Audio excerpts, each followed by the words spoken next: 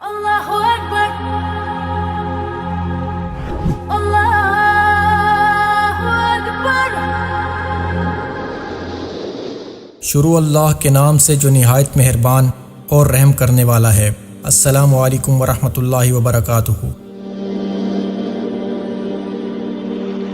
یہی بات اللہ اپنے حبیب سے کہتا ہے، میرے نبی قم اللیل الا قلیلا نصفہ او انقص منہ قلیلا او زد علیہ ورتل القرآن ترتیلا انا سنلقی علیک قولا ثقیلا ان لک فی النہار سبحا طویلا۔ میرے محبوب تیرا دن میں کام ہے بہت زیادہ، تو رات مجھے دیا کر، رات کو اٹھا کر تیری میری بات ہونا بھی ضروری ہے۔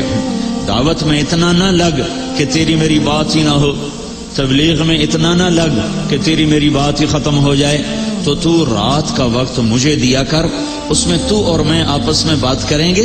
رات کی گفتگو ویسے بھی بہت پرسکون ماحول میں ہوتی ہے، اور کوئی اس وقت بلانے والا نہیں ہوتا اور کوئی اس وقت خلل ڈالنے والا نہیں ہوتا، تو رات کو میرے پاس آیا کر، مجھ سے بات کیا کر، اس لیے کہ دن میں تجھے لمبا تیرنا ہے۔ عجب بات ہے، یہ نہیں کہا دن میں تیرا کام بڑا ہے، تیری مشقت زیادہ ہے، تیری دعوت کی مشغولی زیادہ ہے، دن میں تجھے لمبا تیرنا ہے۔ دعوت کے کام کو، تبلیغ کے کام کو تیرنے سے تشبیہ دی، تیرنے سے۔ مکے میں تو پانی کا قطرہ نہیں، پانی کا قطرہ نہیں، زمزم کے سوا کوئی کنواں نہیں ہے، تو وہ کون سا پانی ہے جس میں اللہ کا نبی تیر رہا ہے؟ دعوت کی محنت کو اللہ نے تیرنے سے تشبیہ دے کر ایک خوبصورت مطلب ہماری طرف منتقل کیا ہے کہ چلنے والا اپنی مرضی سے چل بھی سکتا ہے، کھڑا بھی ہو سکتا ہے۔ گاڑی میں سفر کرنے والا مرضی سے گاڑی کو روک بھی سکتا ہے اور چلا بھی سکتا ہے، اور اس سے باہر نکل کے کھڑا بھی ہو سکتا ہے۔ لیکن جو آدمی پانی میں اتر جاتا ہے، اس کی مرضی ختم ہو جاتی ہے، اس کے ذمے ہر حال میں تیرنا ہے، جب تک دوسرا کنارہ نہ آ جائے وہ تیرنا چھوڑ نہیں سکتا کہ چلو میں تھوڑی دیر آرام کر لوں۔ اب اسے تیرنا ہے، اگر وہ رکنا چاہے گا پانی کا بہاؤ اسے کہاں سے کہاں لے جائے گا، اگر وہ ٹھہرنا چاہے گا تو موجیں اسے اپنے اندر سمیٹ کے لائیں گی، مچھلیاں اسے نوالا بنائیں گی، اسے ان طوفانی موجوں سے لڑنا ہے، ان تھپیڑوں میں سے اس نے اپنا راستہ بنانا ہے، اور دوسرے کنارے تک جب تک اس کا ہاتھ نہیں لگتا اب یہ آرام نہیں کر سکتا، اسے ہر حال میں مستقل ہاتھ پاؤں مارنے ہیں۔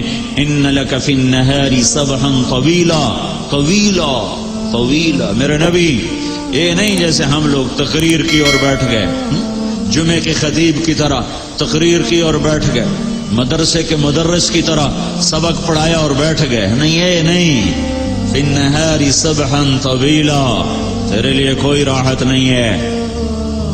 جب یہ آیت آئی یا ایھا المدثر قم فانذر وربک فکبر وثیابک فطہر والرجز فہجر ولا تمنن تستکثر ولربک فاصبر، تو اس پر اللہ کے نبی نے فرمایا خدیجہ میرا بستر لپیٹ دے، میرے آرام کے دن ختم ہو گئے۔ ان لک فی النہار سبحا طویلا، میرے آرام کے دن ختم ہو گئے۔ دوسرا کنارہ کب تک؟ دوسرا کنارہ کب آئے گا؟ دوسرا کنارہ ہے کیا؟ وَاعْبُدْ رَبَّكَ حَتَّى يَأْتِيَكَ الْيَقِينُ، اس وقت تک تو لگا رہے جب تک موت کا پیغام تیرے پاس نہیں آ جاتا۔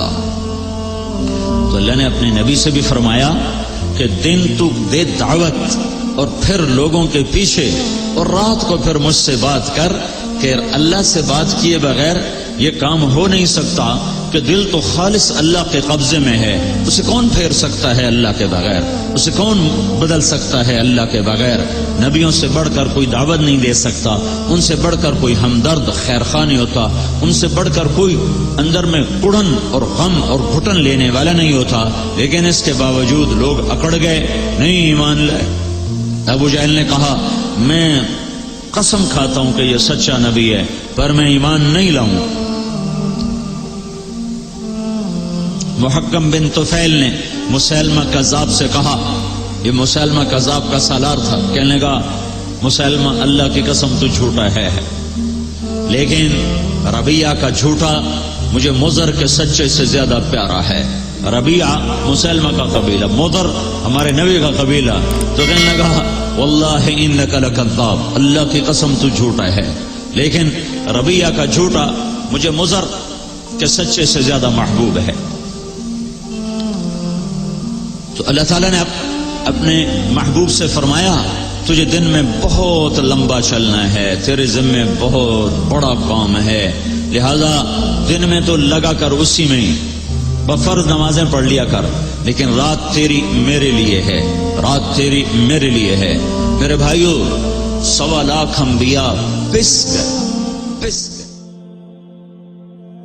آخر میں آپ لوگوں سے گزارش ہے کہ اگر آپ کو ہماری یہ کوشش پسند آئی ہو تو اسے زیادہ سے زیادہ صدقہ جاریہ کے طور پر شیئر کریں۔ اللہ آپ سب کو اپنی حفظ و امان میں رکھے، آمین۔